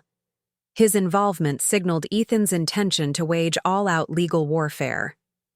Can they succeed? Vivian asked. Diana, still on speakerphone, answered. Unlikely. The board meeting followed all procedural requirements, and Alexandra's ownership documentation is ironclad. But they're not aiming for legal victory yet. They're trying to create uncertainty, shake investor confidence, and pressure the board to reconsider. It's a classic Ethan strategy, I noted. When direct confrontation fails, attack from multiple angles, create chaos, then offer yourself as the solution to the very crisis you engineered. My phone buzzed with an incoming call. Patricia Warner, Meridian's head of investor relations. I put Diana on hold to take it. Alexandra, we're getting calls from major shareholders. The Vanguard Group, BlackRock, 3 of our largest pension fund investors. They're requesting emergency briefings. Schedule them for tomorrow morning. Video conference, 1 hour each. Emphasize that we welcome their questions and value their continued support. And if they ask about the Business Journal article, tell them we'll address all concerns in the briefing, but they can rest assured that the board's actions were taken in accordance with corporate governance best practices, based on concrete evidence of financial impropriety. As I ended the call, with Patricia, another text from Ethan arrived. Channel 5 at 6. You might want to watch. Still time to fix this before irreparable damage is done. He's bluffing, Diana stated confidently when I shared the message. Standard intimidation tactic. Maybe, I conceded, but we should be prepared for whatever he's planning. Diana, can you stay at Meridian for the broadcast? I want legal eyes on whatever claims he makes. Already on my way. I'll bring Tom West in. From our crisis management team, Robert's phone chimed with an alert. It's happening already. Meridian stock is down 3% in after-hours trading on the news. That's actually less than I expected, Vivian observed. The market's taking a wait-and-see approach. For now, I cautioned. But that could change after Ethan's interview airs. Patrick Sullivan appeared next, his security team having completed a sweep of the executive floor. Mrs. Caldwell, we've secured the premises and implemented the enhanced protocols you requested. I should inform you that Mr. Caldwell attempted to enter the building 20 minutes ago but was denied access. How did he react? Not well. There may have been some colorful language directed at the security staff. We have it on camera if needed. Document everything, I instructed. Every interaction, every access attempt. And Patrick, what about Olivia Palmer's security arrangements? In place. We have personnel stationed at her apartment building, and she's been provided with direct emergency contact protocols. Thank you. I turned back to Vivian and Robert. We have 30 minutes until Ethan's interview airs. Let's use that time to prepare our responses to whatever he throws at us. The next half hour was a flurry of activity, conference calls with board members, strategy sessions with the communication team, consultation with Diana's legal associates who had arrived, with formidable stacks of documentation. By 5:55 p.m., we had gathered in the executive conference room, multiple screens displaying different news channels, all waiting for Ethan's appearance on Channel 5. Remember, Diana cautioned as the news program's opening graphics played, Ethan will be performing for sympathy, playing the wronged husband and visionary founder. Expect emotional appeals rather than substantive rebuttals. The anchor's grave expression filled the screen. Tonight, exclusive, Boston Tech CEO Ethan Caldwell speaks out on what he calls a calculated corporate coup orchestrated by his estranged wife. Allegations of deception, manipulation, and revenge at one of the city's most successful companies. The camera cut to Ethan, looking appropriately somber in a crisp white shirt, no tie, the top button undone, a careful calibration of business casual that suggested he'd been caught off guard rather than staged for this interview. The setting was the Four Seasons lobby, implying he'd been ambushed by reporters rather than having arranged this exclusive himself. "Mr. Caldwell, can you explain what happened at Meridian Technologies today?" Ethan's expression conveyed dignified pain. "It's difficult to discuss publicly, Karen, but Meridian's shareholders and employees deserve the truth. Today, my wife, who recently learned I was planning to file for divorce, used a complex legal maneuver to temporarily seize control of the company I founded and built from nothing. Your wife claims she's actually the majority owner of Meridian. Is that true?" Ethan offered a sad smile. "Alexandra provided some initial family capital through investment vehicles 12 years ago, yes. That's never been a secret within the company. But to suggest that makes her the owner of Meridian is like saying the bank that gives you a mortgage owns your house." I had to admire the analogy's effectiveness. Completely inaccurate, but intuitively appealing to viewers without financial background. "Mr. Caldwell, the board voted unanimously to suspend you pending investigation into financial irregularities. How do you respond to those allegations?" His expression hardened slightly. "Those allegations are a smokescreen, Karen. Every financial transaction at Meridian goes through rigorous approval processes and compliance reviews. What's being characterized as irregularities are actually strategic investments in confidential R&D initiatives that could transform Meridian's future. Are you referring to Caldwell Innovations?" Ethan appeared momentarily surprised that the interviewer knew this detail, but recovered quickly. "Exactly. Caldwell Innovations is a cutting-edge research entity developing proprietary technology that requires isolation from Meridian's main operations for both security and intellectual property protection. The board was fully briefed on its existence and purpose.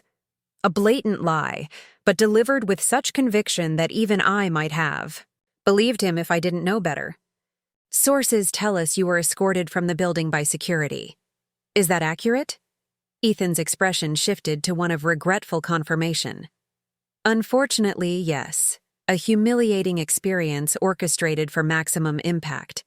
After 12 years, building Meridian, creating hundreds of jobs and millions in shareholder value, I was treated like a criminal, all because I had the audacity to end a marriage that wasn't working.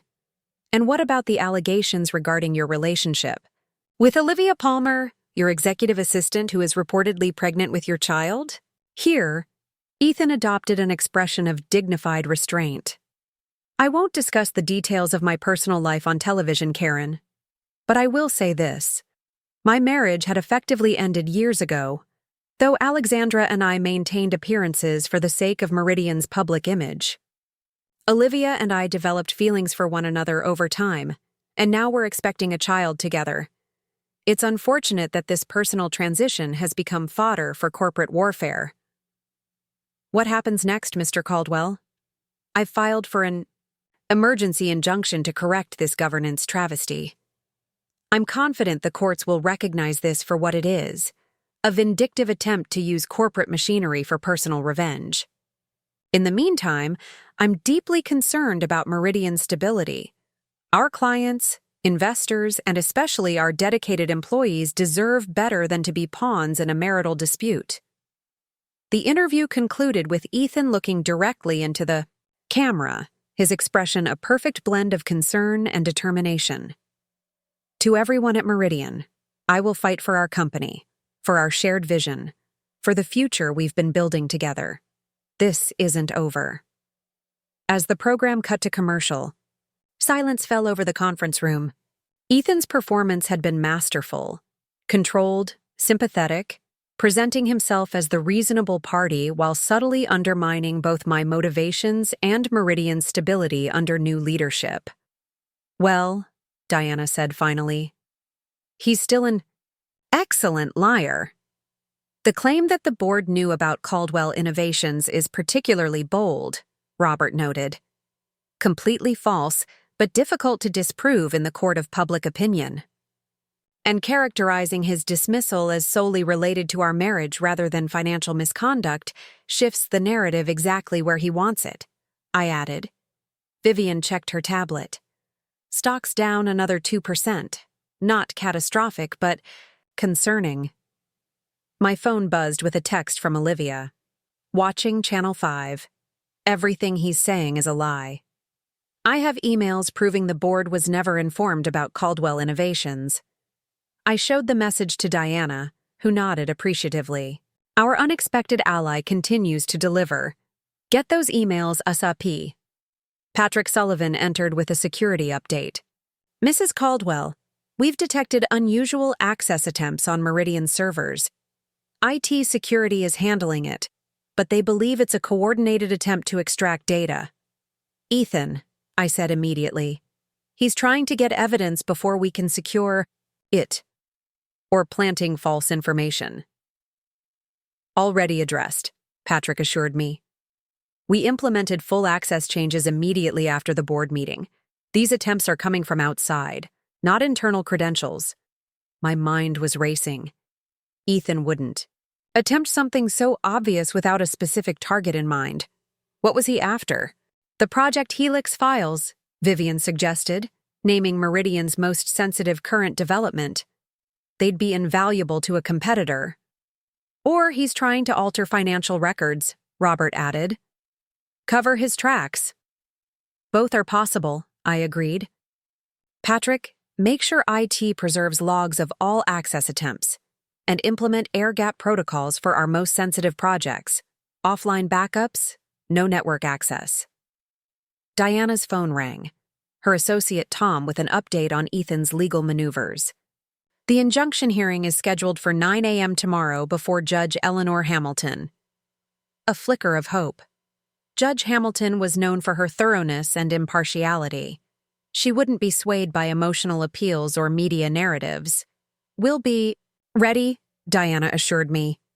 The documentation establishing your ownership position is unassailable, and we have preliminary findings from the forensic accountants that clearly indicate financial impropriety. My phone buzzed again. This time a call from an unknown number. I hesitated before answering, putting it on speaker. Alexandra Reed. The voice was unfamiliar, male with a slight accent. Yes. Who is this?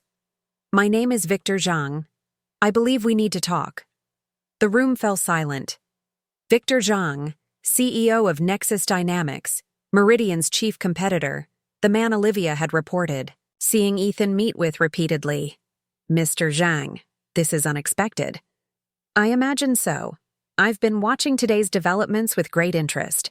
Your husband has been enterprising in his approaches to me over the past few months. I'm aware you've had meetings. A soft chuckle. More than meetings, Mrs. Caldwell. Ethan has been offering Meridian's proprietary technology, specifically Project Helix, in exchange for a leadership position at Nexus and significant equity compensation. The boldness of Zhang's admission was startling. That would be corporate espionage, Mr. Zhang, a federal offense. Indeed, which is why I declined his offers. Nexus competes aggressively but ethically, Mrs. Caldwell. I have no interest in stolen intellectual property or executives who betray their fiduciary duties. Then why are you calling me now? Because Ethan contacted me again 30 minutes ago, after his television appearance. He's desperate now, offering complete access to Meridian's research database in exchange for immediate financial support and a position at Nexus. I thought you should know. My mind raced, evaluating Zhang's motivations. Was this a genuine ethical concern from a competitor? A strategic move to undermine Ethan? Or something more complex? I appreciate the information, Mr. Zhang. May I ask why you're really calling? I pause, then a soft laugh. Perceptive. Very well. While I have no interest in stolen technology, I do have interest in a potential legitimate collaboration with Meridian, specifically in Asian markets where our strengths could be complementary, rather than competitive. I've attempted to broach this with Ethan several times, but he was fixated on more problematic arrangements. And you see today's leadership change as an opportunity to revisit legitimate collaboration? Precisely. Perhaps we could meet next week, once your current situation stabilizes. I'll be in Boston until Friday. I'll consider it, Mr. Zhang. In the meantime, if Ethan contacts you again with offers of Meridian's intellectual property, I'd appreciate being informed. Of course. And Mrs. Caldwell? If I were you, I'd be particularly vigilant about your personal and home security. Ethan struck me as a man unaccustomed to losing and increasingly unhinged in his desperation. The call ended, leaving us in stunned silence. Well, Diana said finally. That was unexpected. Is Zhang trustworthy? Robert asked. Irrelevant, I replied. Whether his motives are ethical or strategic, the information is valuable and easily verified. Patrick, have IT check for any unauthorized access attempts specifically targeting Project Helix data. Patrick nodded and stepped out to relay the instructions. If Zhang is telling the truth about Ethan offering Meridian's technology, Vivian observed, that's not just grounds for termination, that's potential criminal charges. Which explains his increasingly desperate moves, I agreed. He's not just fighting for his position or reputation anymore. He's trying to avoid legal consequences. My phone buzzed with another text from Ethan. I'm at the penthouse. Last chance. To talk before things get really unpleasant. The threat was thinly veiled, but I felt oddly calm. Ethan was following his standard playbook. Intimidation, then negotiation from a position of perceived strength. But for the first time in our relationship, I held the actual power. He's at the penthouse, I informed the group, demanding a meeting. Absolutely not, Diana said immediately. It's not safe, and anything said could be manipulated or recorded. I agree, Patrick added, returning to the conference room. Security protocols at your residence may have been compromised. We should assume Mr. Caldwell has access despite the lock changes. I nodded, unsurprised. I wasn't planning to meet him, but this might give us an opportunity. Patrick, can you send a security team to document his unauthorized presence at the penthouse? It could be useful for both the divorce proceedings and potential criminal charges. Already dispatching a team. They'll maintain surveillance but not engage unless necessary. Robert checked his watch. It's nearly 7. The markets are closed, but we need to prepare for tomorrow. The investor briefings, the injunction hearing, potential media fallout from Ethan's interview. And we need to secure any evidence of his attempts to sell Meridian's technology to Nexus, Diana added. That could change everything legally. Just then, Patrick's phone signaled an alert. He checked the message, his expression darkening. Mrs. Caldwell, we have a situation. Security cameras at your penthouse show Mr. Caldwell removing items, artwork, electronics, documents. It appears he's loading them into his car. Document everything, I instructed, but don't confront him yet. Let's see exactly what he takes. There's more, Patrick continued.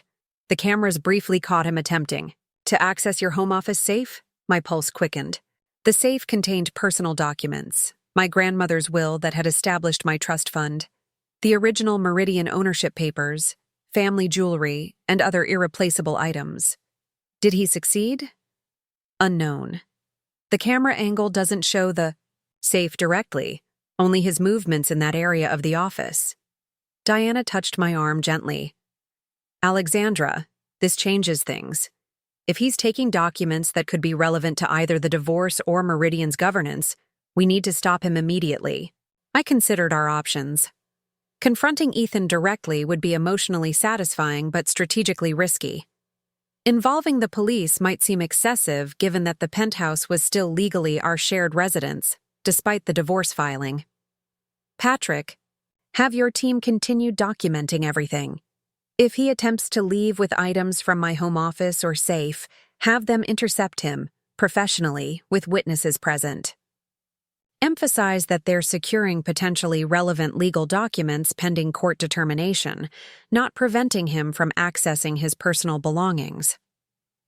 As Patrick relayed these instructions, my phone buzzed with an incoming call from one of the security officers at the penthouse. "Mrs. Caldwell, we have a problem. Mr. Caldwell has removed what appears to be documents from your office safe. He's also behaving erratically." "Erratically how?"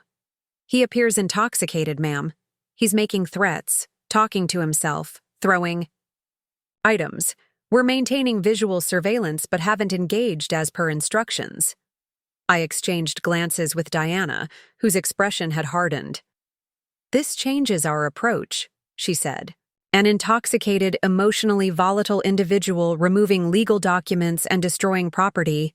We have grounds for immediate intervention." "Agreed," I said to both Diana and the security officer. "Document the situation, then intervene.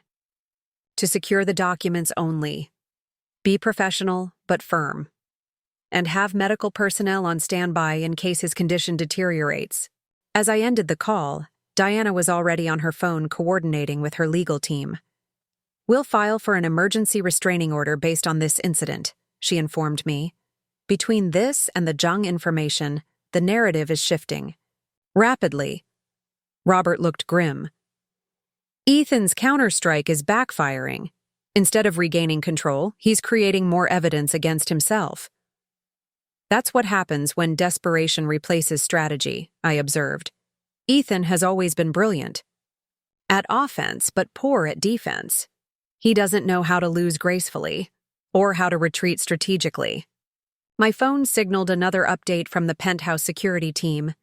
Mr. Caldwell became confrontational when approached about the documents. "Police have been called due to escalating behavior. He is currently secured in the lobby.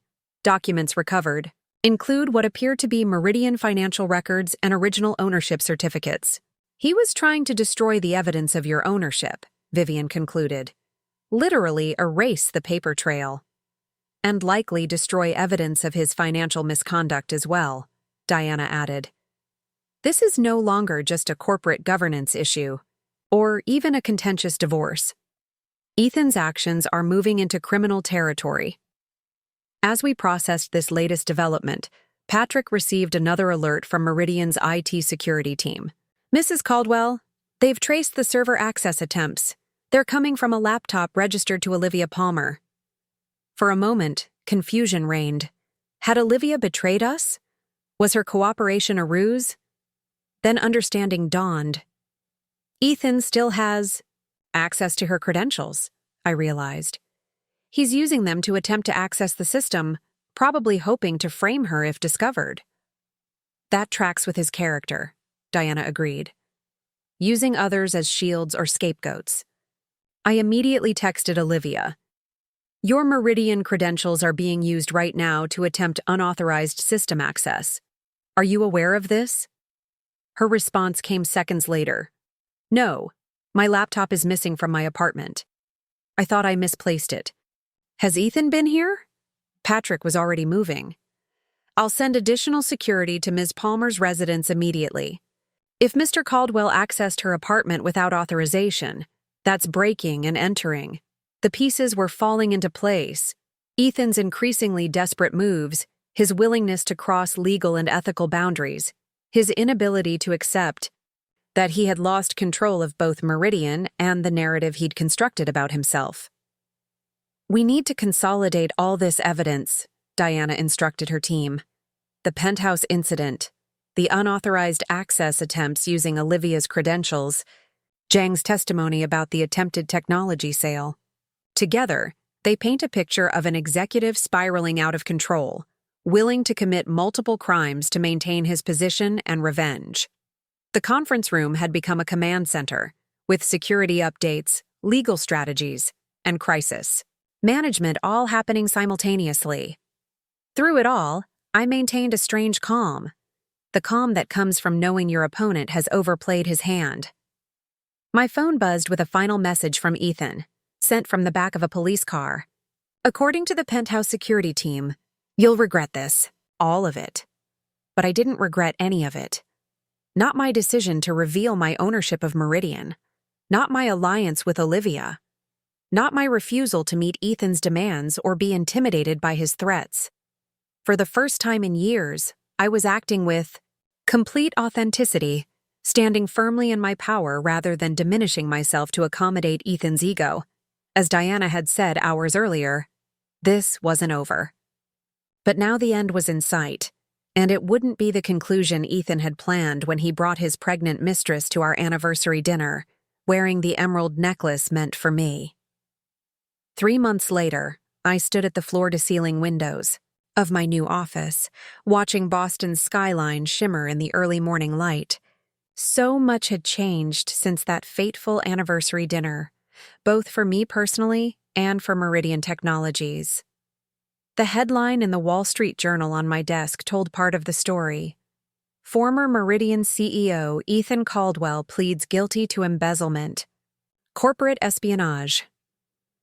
The article detailed the terms of his plea agreement: 5 years in federal prison, complete restitution of the embezzled funds, and permanent disbarment from serving as an officer or director of any public company. What the article didn't capture was the spectacular implosion of Ethan's carefully constructed image. His desperate attempts to maintain control, the media campaign, the legal challenges, the unauthorized access attempts, had only accelerated. His downfall, creating additional evidence that the prosecutors used to build an airtight case against him. The emergency injunction hearing had been particularly devastating.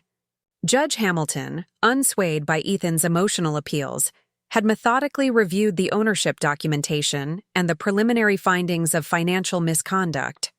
Her ruling had been unequivocal. My position as majority shareholder was valid. The board's actions were appropriate, and Ethan's suspension would remain in place pending full investigation. That investigation had quickly expanded beyond corporate governance into criminal territory, especially after Victor Zhang provided authorities with records of Ethan's attempts to sell Meridian's proprietary technology.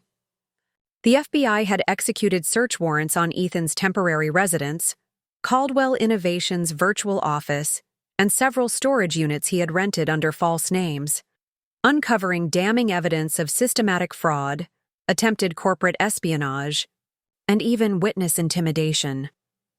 Olivia had been crucial to the case, providing detailed testimony about Ethan's financial manipulations and his increasingly erratic behavior as his plans unraveled. Her cooperation had been rewarded with immunity from any potential accessory charges, continued employment at Meridian in a new capacity, and the trust fund I had promised for her child, Ethan's daughter, born just 2 weeks ago. My divorce from Ethan had been finalized last month, astonishingly simple once the criminal charges eliminated any leverage he might have had in negotiations.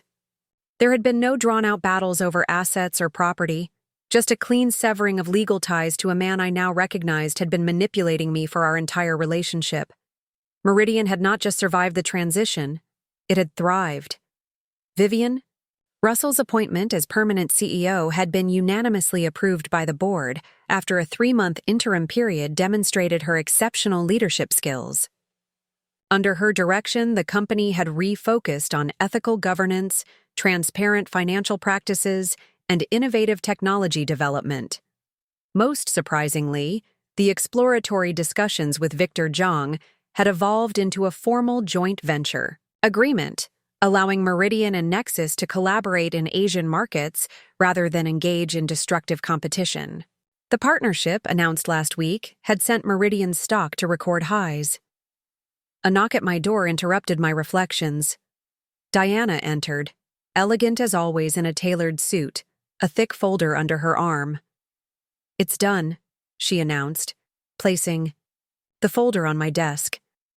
The Reed Foundation Incorporation papers, completely finalized. As of 9 a.m. this morning, you are officially the chairwoman of a $50 million philanthropic foundation focused on supporting women in STEM and corporate governance. Reform? I smiled, a genuine expression that felt increasingly natural these days.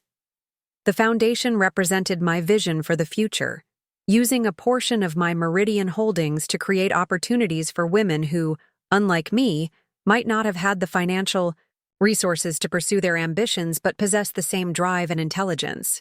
Thank you, Diana, for everything. She waved off my gratitude. I should be thanking you. The Caldwell case has become required reading at Harvard Law for corporate governance and white-collar crime courses. My firm has received dozens of new clients as a result. A mutually beneficial arrangement, then, she smiled. The best kind. Her expression softened slightly. Are you attending the sentencing tomorrow? I considered the question. Ethan's formal sentencing was scheduled for the following morning, likely his last public appearance before beginning his prison term. No, I decided. I've said everything I needed to say through my victim impact statement. Being there in person would only feed the media narrative of personal vendetta rather than corporate and criminal justice. Diana nodded approvingly. Wise choice. Speaking of media narratives, have you seen this? She handed me a magazine, the latest issue of Boston Business, featuring a cover photo of me with the headline, "The Power Behind the Throne, Alexandra." Reid reveals how she built Boston's tech giant from the shadows. I laughed softly. Hardly from the shadows. I was hiding in plain sight for 12 years, wearing designer dresses and hosting dinner parties while Ethan took center stage. And now?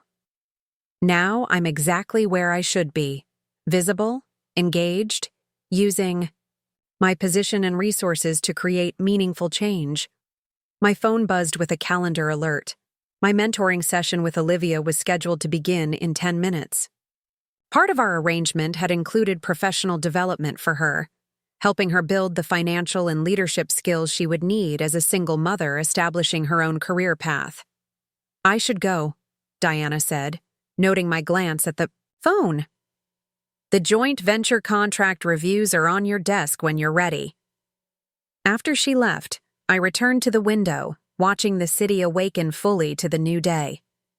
In just 3 months, I had reclaimed not just Meridian but myself, shedding the practiced smile and supportive posture of Ethan's wife to stand firmly as Alexandra Reid, businesswoman, investor, and now philanthropist. I thought back to that anniversary dinner, to the shock of seeing Olivia with her swollen belly and my emerald necklace. At the time, it had seemed like the end of my world, a calculated humiliation designed to devastate me while Ethan walked away with everything. Instead, it had become the catalyst for my liberation. By bringing his pregnant mistress to our anniversary dinner, Ethan had inadvertently set in motion the chain of events that would reveal his true character, expose his criminal behavior, and ultimately free me from the constraints of a marriage built on manipulation and lies. The emerald necklace now belonged to Olivia's infant daughter, placed in the trust fund I had established for her future, a reminder that sometimes the most painful beginnings can lead to unexpected new chapters. As I gathered my materials for my meeting with Olivia, I felt a sense of completion, of having come full circle.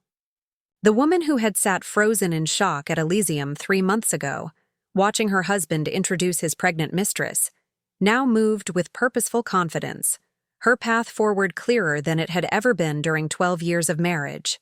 Ethan had brought his pregnant mistress to our anniversary dinner, intending it as the final act in his orchestrated exit from our marriage. Instead, it had become the opening scene in a drama that ended with me revealing I owned his company, and ultimately reclaiming my power, my purpose, and myself. Looking for more? We've got 2 amazing stories ready for you right on screen. If this one touched you, these are absolutely worth your time. Click to watch them now, and hey, subscribe and hit that bell to never miss our latest uploads.